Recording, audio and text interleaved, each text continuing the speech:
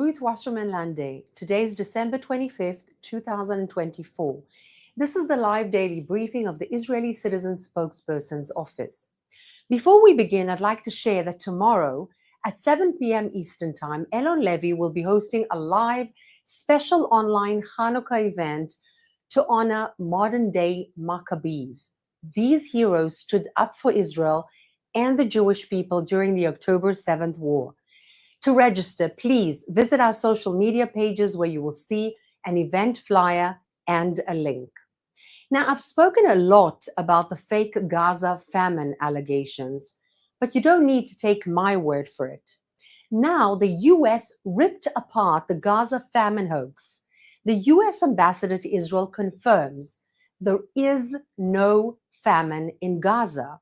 Ambassador Jack Lew said that the famine claims were based on very wrong numbers and blasted inaccurate information about food in Gaza as irresponsible.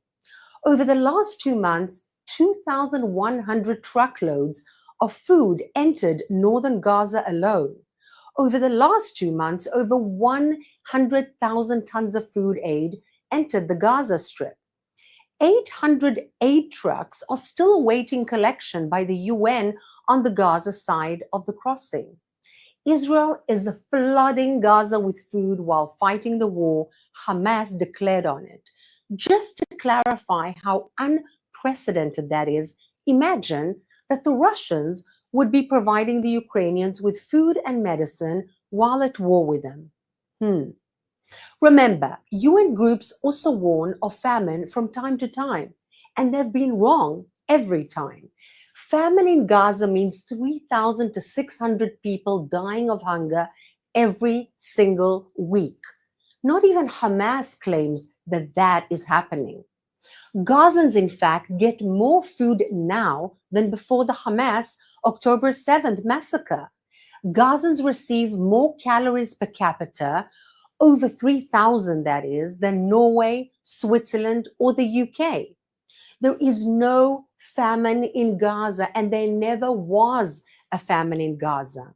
Now, the horrid pictures of children scrambling for food are indeed harrowing and are created by the Hamas, who violently take control of the humanitarian aid and distribute it for exorbitant prices.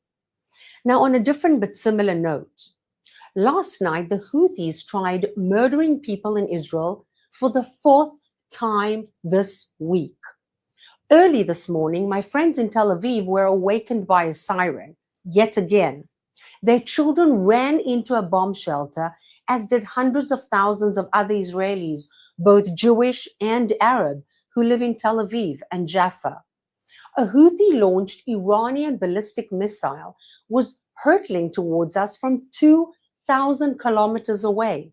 The missile was thankfully intercepted, but fragments of the interceptor smashed into a home. The Islamist Shiite Houthis in Yemen, who are fighting their own countrymen to gain power over the whole of Yemen, want us Israelis to also die.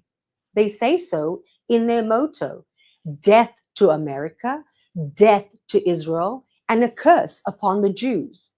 They are partners in Iran's genocidal war to destroy the Jewish state, but they also want to earn some international acclaim and show their people strategic gains from joining what has become the trend amidst the growing number of extremists in the international arena: Israel bashing. Israel has spent the last year degrading each of Iran's fronts, and it will do what it must do also against the Houthis. But the Houthis are not just the problem for Israel. Extremists never are. They just begin with the Jews. The Houthis are a stick in the wheels of the world's economic and international shipping.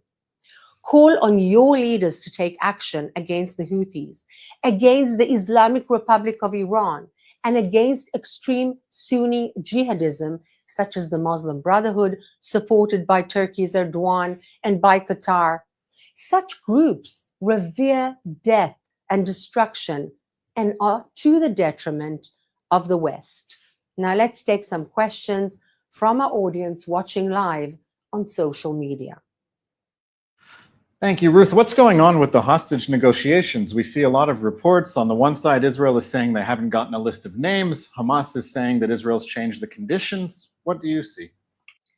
As I say every time, I have zero trust in the Hamas. They are a designated terrorist organization that have been lying to the world, making the world believe that there is a famine in Gaza, lying about taking money from the international arena, and instead of investing it in the people themselves, investing it in their war tunnels and crimes against humanity. And then trying to convince the world that Israel is committing crimes against humanity. That's why I don't trust them when it comes to the hostages. They must give a list of all the live hostages that they are holding against international law. And that will make the procedures go faster and make it cleaner for the people of Gaza. That's what we expect from the Hamas. It's okay to keep asking questions? Our next question from our audience watching live on social media is about the Houthis, which you mentioned. What is the solution to stopping them from firing missiles at Israel? Very simple. The Houthis are a terrorist organization that for some reason was taken off the list of terrorist organizations by the former administration in the United States. They should be in that list once again. In fact, if you ask the Yemenites themselves, they would tell you that, because the Houthis are a specific sect that is trying and attempting to take control over Yemen first and foremost. And then after that, they are trying to hurt the economic channeling of shipping near their borders. Now, they're also an arm of the Islamic Republic of Iran and trying to terrorize the world into giving them strategic assets. What needs to be done with them is to stop their elite leadership completely. And what also needs to be done is to eliminate the Iranian Islamic Republic's threat.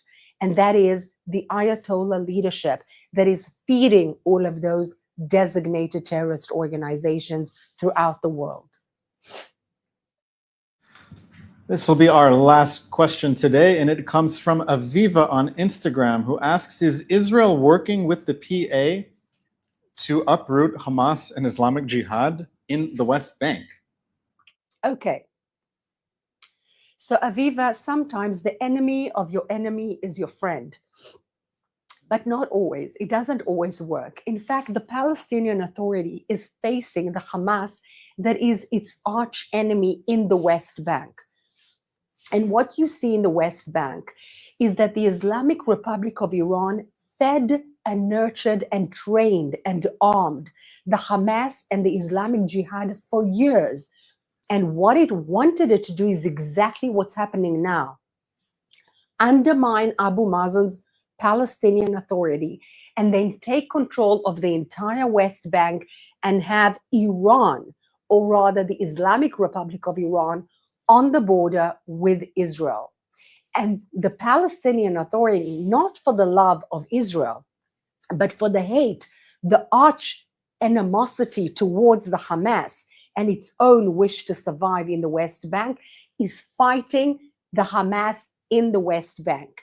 The two interests between Israel and the Palestinian Authority currently, for this time or moment in time, they actually are adjacent, they intertwine.